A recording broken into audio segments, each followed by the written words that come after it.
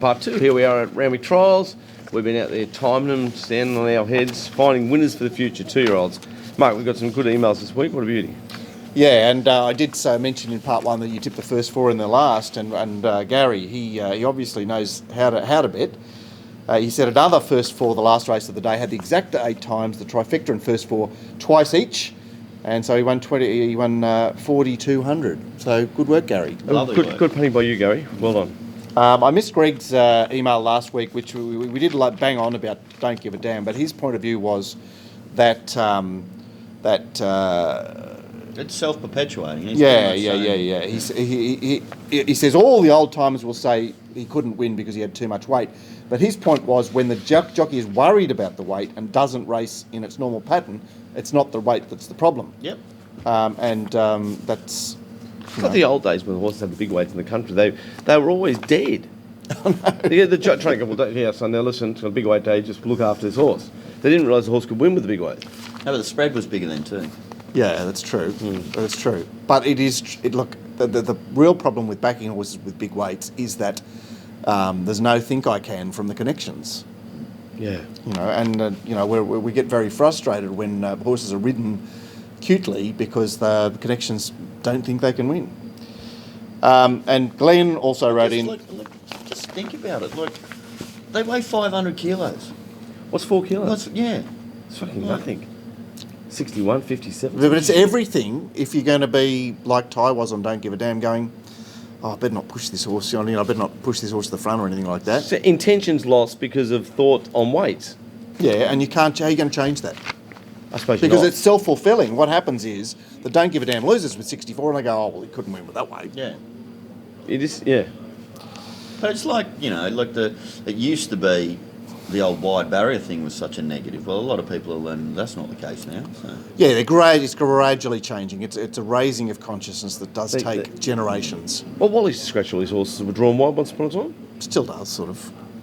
Hell, no idea. How do they get so successful? I have no idea. Because they're juggernauts. Juggernauts. How are Woolies and Coles so successful? They just can't lose. Yeah, numbers. Numbers, exactly. Glenn, who keeps on our tail and has got a very accusatory email a bit later in the segment. He said that you didn't tip Siege of Quebec. This was last week. Yeah. You said D'Argento had improved 3 weeks. Could be immoral. That's what I did think, and when I said that, I went, yes, Glenn, I said something wrong there. He said, your memory must be shot, but it was nice of you to turn up for a change. I suppose 8.5 years of doing 3 shows a week, eventually you're going to say something stupid. I'd done that once with saying I didn't care about jockeys, which was just stupid. I won't read out Alan's email, but he was taking an email that we read out last week to task. David, our US correspondent, he said, you need to give the Glenster a day off more often. Gold Logie material on Friday's show. I don't even know what I said. What was the story? The story of Wheel of Fortune. What are you talking about? How can you not remember it? Oh, yeah. Oh, because he's in America too. Yeah, and he's probably had his American mates watching it, so they probably had the odd grave nigger standing next to him. Fuck, I love saying the word nigger. Why do they get so dirty in America? Oh, I don't know. It's still. No, but the whole thing about race in America, and I've listened to a few podcasts recently that discuss it, is that it's still so rampant that they're trying to contain it all the time. Okay, put it this way. Okay, no, let's just put it in common sense. For our American viewers who are watching with Dave Diamond, if a nigger can call a nigger, why can't a white man call a nigger a nigger? Isn't the nigger being racist by not letting the white man join the game? It's just like comedians. Comedians can only make jokes about... So, like, how many Jewish comedians are there? Well, they're the only ones that are allowed to take the piss out of Jewish people. Yeah. Redheads, well, no, everybody takes the piss out of redheads, so there we go. I just cop it from everywhere. That's right. You're a minority, unprotected species. Yes. What do they call me? Vampire. Yeah. Anyway. Dave is back. He says, is it only me or do others get pissed off with all the stories about the Everest? Since the race was run last year, there's been Everest stories every single day and sometimes multiple stories. There must have been 400 stories on RaceNet alone in the 12 months between editions, and every racing site is pretty much the same. It gets many more times the coverage of the Slipper, Cup, and Cox Plate combined. Are punters really that interested in a race that's up to a year away? Makes me think it has to be cash for comment. It's just another race to me. I don't give a damn if it's worth 20 million or they're just racing for ribbons. The hype and the general public buy into the hype punters and the general public buy into never ceases to amaze me. I've been waiting for years for the Winx circus to be over so we can get some normality back into racing coverage, but it's never going to end, is it? It's not about horses or gambling anymore, it's about the circus. The Melbourne Cup has been turned from an iconic race into an orgy. I will almost guarantee that not more than 5% of the crowd at Flemington on the first Tuesday in November would know or care about the result after the race. They certainly do not watch the race. What the fuck is happening to our great sport? Just had to get that off my chest. I fear I am just a lone voice in the wilderness. Or am I just getting old and still remember how it once was, when serious racing was on the back half dozen pages of every major paper in the land? The glory days are gone forever because they were killed by people who don't have the passion for real horse racing. I could go on with reasons why I think that happened, but I don't want to open that can of worms this time. Thank Christ for the rant. Somewhere you can go and have a rant. Love the show. Never miss an edition. Dave. Thanks, Dave. You're a very loyal listener. So true, but isn't it? But I think it's got something to do with like mainstream people considering gambling as being Yeah. Yeah, naughty. in fact, yeah, you're actually better off being where you are, Gord, at home. That's the place you do your gambling now, because this has been hijacked by parties and... Hopefully it'll change. So I remember in the 50s or 60s, your mum and dad would talk about, that bloke's got a Playboy magazine and he's a weirdo. Now it's fucking dial a fucking donkey fuck. You know, like you can route anything, pick up the phone, it's like dialing a pizza. Yeah. And then we've become very modern in our sexuality. Well, our gambling will become more modern. Yeah, but it's gone the other way. Yeah. Maybe What I'm saying is the porn producers have become normal citizens and the honest porn bloody producers horse is- racing punter has become the porn producer. Yeah. If I had a big dick, I'd go to porn for sure. I don't give a fuck. That's right, it doesn't matter how ugly your Standing dial is is. much money. Yeah, if you can bang to get paid and like fucking, it's not embarrassing or anything. Like Sheila's these days taking up the fucking howdy doody next to their media superstars. Either. Oh, they are. Instagram sensations, that's what they are. It's weird. And yet gambling still looked upon it so dirty. You tell people when you gamble for it, they look at you like you got three heads. What about like when we're in Erskineville? Everybody that walks by, they're so fascinated about people filming. They're excited to come and say hello. And you say horse race, and they go, oh, fuck. Yeah. Oh, the greyhounds, what are they still? Oh, it's bad. It's not bad. It's like the cruelty to greyhounds was the biggest joke of all time, was cruelty to rabbits. It's not cruelty to greyhounds. I know, it's quite ironic, isn't it? Our American correspondent's keeping us abreast of what's happening as far as sports betting is going, and I didn't realise that Nevada, its sports bettors must verify their accounts in person. So there's no hope of having an online sports bet with a bookie in Nevada, because you have to be there to actually verify your account. Wow. So, and it's claimed that the casino is in favour of that because the casinos want you to turn up, they want you to be in the casino. But apparently the UK is the big mobile sports betting paradise. I read where the 56% of all sports betting bets are made using mobile devices. Wow. of all bets, so it wouldn't be turnover. It'd be number of bets because a lot of little I was people at doing the little bets. Donny drinking Saturday night like I do, and there's an old mate just over there talking to his girlfriend. He said, "Oh, hold on, I'm going to bet this favourite at Perth Pikes or whatever." But it was just commentary. So he just grabbed his phone and went ding, ding, ding, ding, ding, ding, and I went, "Wow, there's a bet that person normally would never have had." Like it's a juggernaut betting on the phone. Well, imagine if you were in the old van. days, wouldn't he have put it on the tote? He wouldn't have bet. Oh, okay. I reckon he wouldn't have bet. I'm saying that he would have just kept talking to his girlfriend. Accessibility It's as made it so quicker. yeah. It's made it so much more. Is that a good thing or a bad thing? Well, if you're a corporate bookie, it's a great good thing. Yeah, he looked like he could beat him. Yeah, it's just like. By the way, it's not such a massive disadvantage for the guy either, because before he was putting into the totalising pool, which would have been negative 17% Yeah. or whatever, and now he's probably done SB best total or something like that, and maybe he's like Negative negative 8%. 8%. Yeah, so everybody's happy. Everybody's happy. Stuart Roos. Hashtag God. Stuart Roos, a managing owner of a Benfica out of Loose and Lovely filly, was slapped with an 18-month disqualification by stewards on Thursday after being found guilty of 2 charges relating to the naming of the 3-year-old. The filly made her debut on September 4 at Newcastle under the name Andiamo Fica, which translated from Italian to English means let's go CUNT. Yeah, well, Fika means pussy. or CUNT. And Andy Armour does mean let's go. And I think it's, poorly named, but I don't understand the 18 months. I don't know how Stuart Roos would lose that if he went to court. Yeah, but he's not going to take that to court, is he? Why isn't he? Because they just don't do. They just don't. Do 18 months? Oh. Okay. I think it was a particularly harsh penalty. I did mention to other people that the horse named by Godolphin, La Chatte. When you Google La Chatte, so it's LACHATTE, it's still racing as La Chatte. It's a 5-year-old, not with Godolphin anymore, must have been sold, but that means you press in La Chatte in your computer and look up what that means. It means I like to eat pussy, which I'm sure most blokes do. In making their assessment of the penalty, Sexual behaviour. Stewards took into consideration the seriousness of the charges and the need to deter others from engaging in such conduct. I think they've been particularly harsh. I think that Wasn't it a game that you actually played? Ridiculous. Yeah, I know, but isn't it the job of the people who are... The registrar of the horses, and their job is so much easier now. They can just put it Back in the day, they would have got away with it. Yeah. Now you can click it in and how to get through what you say. how does it get through? What's this bloke... he should just get like a caution. No, He should just get a yellow card, nothing. doesn't the registrar get a caution? Yeah.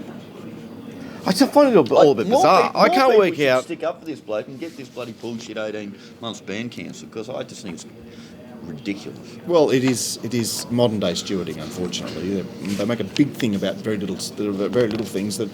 And they make a little thing out of very big things. Integrity is about no bad shit going on as far as who wins races and who places in races. Not about some stupid fucking name. I know. But Anyway, the stewards just saw it their way, so I don't. We all don't understand it. So, good luck to Mr. Roos, and I suppose, yeah. Ranters, here's a bit of a yarn, the likes of which you've probably heard before. Let's call it how I got into punting. To start, a mate and I went to local races one Saturday for the want of something better to do. After a few beers, and probably a few too many beers, we decided to have a bet. Long story short, I managed to back a 50-1 shot and collected a week's wages in the process. Well, believe you me, I was doing handstands around the grandstand. Once I'd sobered up and got over the hangover, I started thinking that maybe I should put some serious thought into horse racing caper, as it couldn't be that hard to make it quick. So being the stats and numbers sort of bloke, I headed to the local library, got a stack of old papers and started doing some research. What I found was the favourite won a lot of races, so the way to go was to back the favourite every time, and when it didn't win, double the bet and back it in the next. Oh, jeez. Yeehaw, I'd found the key to El Dorado. wow. Anyway, I go and tell me mate, and he agrees that it's a winner, as he knew a bloke who worked at the wharfs with him years ago who followed the horses, was never short of a quid, and he reckoned all you needed to win at the races was a complete disregard for money. Almost contempt for the stuff. Oh, Jesus. That's us, we thought, as we both tossed $100 into the kitty and off we went to the races. I'd done enough homework to know that we needed to start small so as to survive the inevitable run of outs. After the first exhausting day on the punt, we doubled our bank. So back home we go, flying high. 3 Saturdays later, our bank of 200 had grown to 1,800, and we were planning raids on Las Vegas with a hot hooker on each arm and penthouses in every major city, etc. My mate hadn't slept for about 3 days, he was that euphoric. As for myself, I just couldn't believe how easy it was, and legal. So why not up the minimum bet a bit? Like double, just to hurry things up a bit. After all, we wanted to drop in on honkers on our way to clean out Las Vegas, and then who knows, Monte Carlo might be worth a visit, etc. Well, it happened. The favourites took a holiday for a meeting and a bet. We crashed and burned, licked our wounds, and after a week or two, we came up with another foolproof system and had another crack. 40 years on and still trying. More fun than a fight and great memories. Wouldn't swap them for quids. Good luck and keep punting. What a Jim. lovely email that was, Jim. Oh, That's a really great email. Just like the 40 years on, still trying to work it out. Jim, and you could, Dad said, if I have $1 for every bloke that had come up to me and Yeah. suggested that system. All right, I just want to run this system by you, you Gord. just need balls, Gordo. What? Put me on the show. I'll tell him how it's done. Oh my God. How fucking great an email is it? Yeah. When I was a youngster, like a real youngster, like 17 or 18, I remember thinking, the casinos, I hope they get a casino in there, because if you have 200 on the red and it doesn't come up red, you just have 400 on the next red, and if that didn't happen, then 800 on the third one, you would be sweet. Now I've been to casinos where I've seen 37 blacks in a row. Right, I know exactly. Like it's just fucking the world's I know, best. the poor old martingale I tried system to explain to needs them that if they bet at a particular price and they had 10 lunatic bets in a row, which is going to happen, you would have to have this figure on the next horse. You couldn't really, it's just like But it's so great. It's the enthusiasm that drives. Like they couldn't sleep. yeah. And then of course they like all It males. sort of makes a little bit of, you know, Yeah. like, Yeah. you know. And what about the minute they think they're going to run some cash? We'll get hookers. Yeah. Not well. What are they? Honkers to the races, Vegas for the gambling and hookers. on each arm. Not that they think, oh, I'll meet that nice girl and be able to buy her a nice meal And have it for your and kids. take her home early and maybe she'll kiss me on the porch. These days, it's fucking hookers, a fucking dildo straight up her ass while she's sucking you off. Like, honestly, the world is mental. How good is it? How good is it? Oh, fuck, the great game. Yeah, I'm feeling jolly just thinking about it. Here we go, the Kosciuszko email, Glenn. Below email concerns the draw of a Kosciuszko. After reading Robbie's blog, in which he posts after each Metro meeting Wednesday and Saturday, he mentions that on Wednesday, tickets were being given out for free with every bet placed at the tab. I also heard on the grapevine that clubs and pubs were being offered in the last few weeks 2-for-1 tickets. I understand that ticket sales may have been much lower than expected, but giving away tickets for free or at heavily discounted prices undermines the whole process. Racing New South Wales, who oversaw this, had to be aware of these promotions or organise them. This is a body that is established to protect the punter. It's established to oversee the running of racing. So there's no punter on the advisory committee. So for argument's sake, if I live in country New South Wales and have been saving my hard-earned each week and buying a ticket each week, 2 weeks ago I may have had 10 tickets of the 50,000 sold. So I have a 1 in 416 chance of winning because there's 12 tickets drawn. Yep, makes sense. Tab Racing New South Wales decided to give away 150,000 tickets for half price or free with tab bets, and the odds have just gone from 1 in 416 to 1 in 1,666. It's outrageous. This is criminal at worst, highly unethical at best, all overseen by Racing New South Wales. Nobody else will report on this or even mention it except you guys. That's fucking outrageous. Question number 1. How many tickets were given away for free? Question 2. How many were given away at discounts? 3. What were these discounts? If they have legitimately sold 100,000 tickets at $5 each and then given away 100,000, they have effectively robbed every purchaser of $2.50. This is just another classic example of the average guy on the street getting robbed. What a joke. Surely, for the longevity of this idea, if ticket sales weren't going well, just keep the total number of tickets quiet, draw the price fairly, and look into better marketing / different concept next year. But to advertise that all tickets would be purchased at $5, then to hear otherwise, makes me incredibly uneasy. Oh, this is outrageous. This was always going to be a great idea that got people involved in racing, but it was never going to be a success overnight. But hopefully in a few years it took hold and ticket sales would be high. Who in their right mind would buy tickets next year after hearing this? What a disgrace, Racing New South Wales. I guess us punters just have to cop it and keep battling away. Michael, I completely agree with you. And also, after number 4 there, can we see the transparency, everything that goes on? But look, adding to all this, and this advertisement we've put up with Radley for 3 months, buy a ticket, you could be involved in this. There's 1.6 million in prize money. Oh, There's yeah. no rules, and I understand in free market there probably shouldn't be any rules. But I know that the people that have got care to think have got 10%. Yes. 90-10. 90-10. Victorian, they did a deal 80-20. Everybody at the top of the markets is going, no, you can have something. Like, the whole idea of this race is, I feel, it should be 50-50, and of course that's not fair because then some people get the good horse, but then what happens, the 12 ticket horses get drawn the 12 horses, and then it goes 50-50. Care to think, they don't deserve 90%. The whole reason there's so much prize money is because of the punter. Yep. People who've got care to think have got So 10%. Do you think that outrageous? Outrageous. People who've got Victorium have got 20%. People, because I know a bit about I'm this. just telling you, is this- but it is also the ticket winner's fault. No, because it's a new concept. There's 12 of them. First 11 people I'm going to ring are none of the trainers. But the other The other ticket holders. they've all just clambered on the phone. No, they've So clammed the up. trainer's got this Somebody people else going, gonna get can I, what do you want? Oh, 50-50? Yeah, no thanks, champ. Bang. 60-40? Yeah, no thanks, champ. Bang. 90-10. All right. I'm I'll desperate. tell you what, Yeah. I'm the trainer. If you take me out for dinner and get me a hooker on each arm as well, you're in. So how does this work? No, but it works There's no quite rule. Simply, okay, all the horses that I would want to, if I had a ticket, okay, I wouldn't have taken any of them. I would have waited for maybe a new country kid on the block to do something. Let's say maybe like a C Stella, or you know what I mean, something fresh to come on the scene, and then ring up and negotiate 50-50, 60-40, something like that. The only one that's done 50-50 is, to his credit, Rodney Northam. After all that, he said, no, 50-50 is good enough for me. Oh, But I'm that's telling solid you, work. Care to Think Solid is work. 90-10. Victorian is 80-20. The Monster, I think they want at least 75. It's 75-25. I've heard that. What? So they're just in a position to negotiate for themselves. They could Because negoti- they've they got the could- they ticket could odds coming to negoti- them. They could negotiate 100. They say fuck off. Are we 2 years away from 99-1?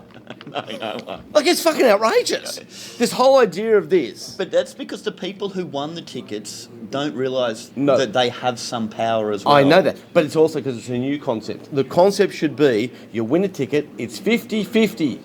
Yeah. And then what happens, Okay, I think there's that's a good 12 idea. of you, here's the number of horses, and if 4 of you want that horse, 4 of you go, they've got to work out a way that's fair.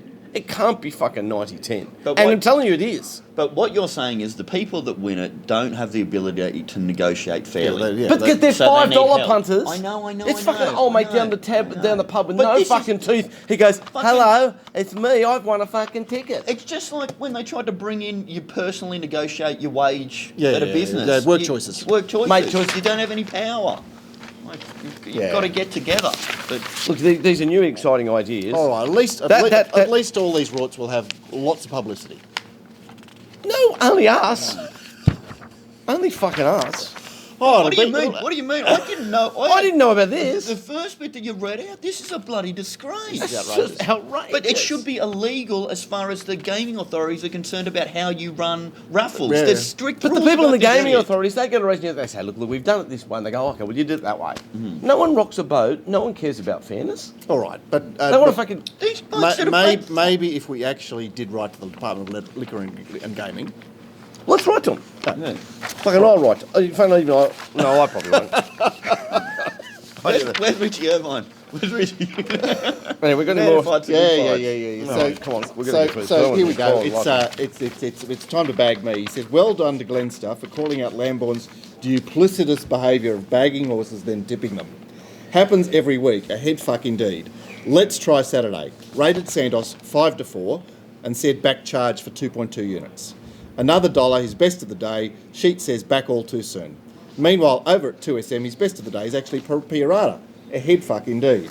Really, though, have found the best winning system is to back Mark's 2SM lay of the day. They are saluting regularly. Avilius on Saturday, the latest. Mark calls it the yin and yang. Fork, tongue, or head fuck is more like it. Keep the comedy coming. Yeah, well, can we just move on from here?